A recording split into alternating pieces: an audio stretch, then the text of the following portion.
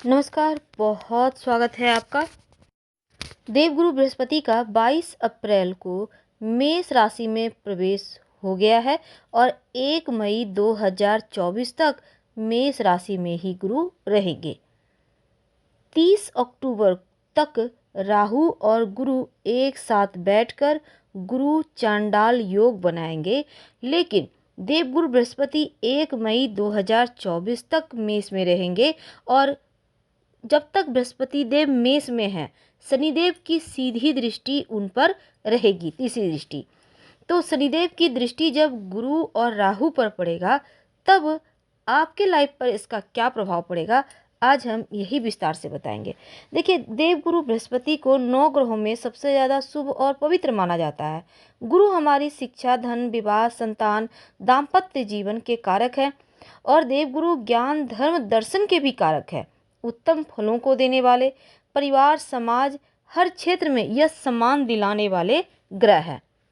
तो देवगुरु महिलाओं के विवाह के कारक भी हैं। अब पद प्रतिष्ठा की प्राप्ति भी देवगुरु की कृपा से ही होती है और देवगुरु की कृपा से मल्टीनेशनल कंपनी में या फिर किसी भी बड़े कंपनी में बड़े पद तक पहुंच जाते हैं। अब देखिए, देवगुरु 22 अप्रैल को मेष राशि में आ रहे हैं। यह उनके मित्र मंगल की मूल त्रिकोण राशि है और देवगुरु 30 अक्टूबर तक राहु के साथ युति करेंगे, चांडाल योग का निर्माण करेंगे। 9 सितंबर 2023 से 31 दिसंबर 2023 तक देवगुरु बृहस्पति वक्री रहेंगे। तो बृहस्पति के मेष राशि में जाने से आपकी राशि पर इसका क्या प्रभाव पड़ेगा, क्योंकि जब चांडाल दोष बनेगा और दूसरी तरफ बहुत मामलों में ये दोष निगेटिव है और बहुत मामलों में अच्छा भी है। राहु बृहस्पति मिलकर जो चांडाल दोष बनाएंगे, शनि कुंभ में बैठे हैं, गुरु राहु को देख रहे हैं, तो बृहस्पति देव जो हैं वो शनि राहु के पाप, दोनों जो पाप ग्रह हैं उनके पाप प्रभाव में आ चुके हैं। तो ये बहुत अच्छा नहीं माना जा रहा, लेकिन फिर भी अच्छा फल, अब गुरु हैं तो कुछ ना कुछ बेहतर फल देंगे ही। और यहाँ पर चूंकि शनि का प्रभाव है, तो ये निगेटिव प्रभाव ज़्यादा जब तक कि राहु बैठे हैं 30 अक्टूबर तक रहेगा। इसके बाद कम निगेटिव प्रभाव होगा जब गुरु पर सीधी दृष्टि शनिदेव की होगी। तो यहाँ पर देखिए, हर ग्रह का एक अधिकार क्षेत्र होता है और उसी के अनुसार वो फल भी देता है, जीवन पर इसका प्रभाव पड़ता है। तो किन चीज़ों पर ज़्यादा असर रहेगा? बृहस्पति खासकर महिलाओं के विवाह के कारक है और यहाँ पर गुरु विवाह के योग बनाते हैं, संतान के योग भी बनाते हैं, स्वास्थ्य की स्थिति में भी सुधार लाते हैं और यहाँ तक कि देखिए, खासकर जो जैसे कि शिक्षा के मामलों में बदलाव करेंगे, पढ़ाई लिखाई में बड़ा बदलाव होगा इस समय और खासकर एजुकेशन के मामलों में बृहस्पति राहु और शनि का संबंध होने से ज़्यादातर परेशानी ही देगा। अक्टूबर तक हल्की परेशानी है, ज़्यादा परेशानी, लेकिन उसके बाद से परेशानियां कम हो जाएंगी। खासकर पेट की, लीवर की समस्या, सरदर्द की समस्या, ये चीज़ें इस योग के कारण ज़्यादा होगी। बृहस्पति यहाँ पर राशि परिवर्तन करने से ज़्यादा निगेटिव हो गए हैं और शनि की दृष्टि के कारण ज़्यादा नकारात्मक हो गए हैं। तो ऐसे में इनसे बचने के लिए क्या करें, क्योंकि बदनामी और अपयश योग भी बना रहे हैं और ये प्रभाव खासकर आपके हो सकता है स्वभाव पर भी थोड़ा सा पड़े। धर्म कार्य से आपको भटकाएंगे ये जो योग है। ये इस समय जैसे कि राहु और केतु वायरस भी पैदा करते हैं, खासकर केतु। तो इस समय थोड़ा सा आपको, जैसे कि कोरोना वगैरह का वक्त है, तो थोड़ा संभल के भी रहना होगा और बृहस्पति राहु के प्रभाव में है, इसलिए बीमारियां भी बढ़ेंगी। ऐसे में थोड़ा सा आर्थिक मामलों में भी ध्यान रखना है, ज़्यादा हाथ खोलकर खर्च नहीं करना होगा।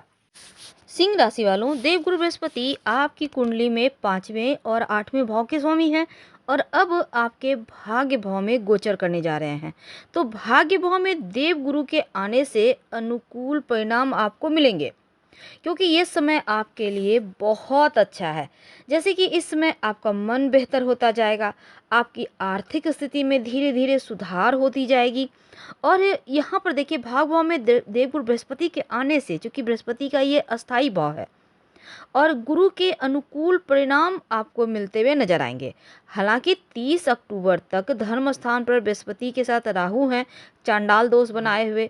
यह युति तो बहुत हद तक कमजोर परिणाम देगी ही, साथ ही शनि की दृष्टि भी थोड़ा सा प्रतिकूल परिणाम दे रही है। तो देवगुरु बृहस्पति की अगर हम दृष्टि की बात करें, क्योंकि उनके दृष्टि में अमृत का वास होता है, तो यहाँ पर देवगुरु बृहस्पति आपके लग्न, तीसरे भाव और पांचवें भाव को देखेंगे। याद रखिए, आपके लग्न, तीसरे भाव और पांचवें भाव को देखेंगे, और इन तीनों ही भावों पर बृहस्पति की दृष्टि बहुत शुभ है, क्योंकि पांचवें भाव को देख रहे हैं तो संतान प्राप्ति की समस्या जो थी वो समाप्त हो जाएगी, संतान की प्राप्ति होगी। संतान अगर है तो उनका अच्छा डेवलपमेंट होगा, उनकी उन्नति होगी, और साथ ही इसमें विवाह के लिए अगर आप प्रयास कर रहे हैं, अगर आप अविवाहित हैं, तो अगले 1 साल के अंदर आपके विवाह होने की भी प्रबल संभावना दिख रही है। कहने का तात्पर्य विवाह और संतान के मामलों में आपकी तेजी आएगी। अब 3 भावों पर देवगुरु की दृष्टि आपके लिए शुभ है।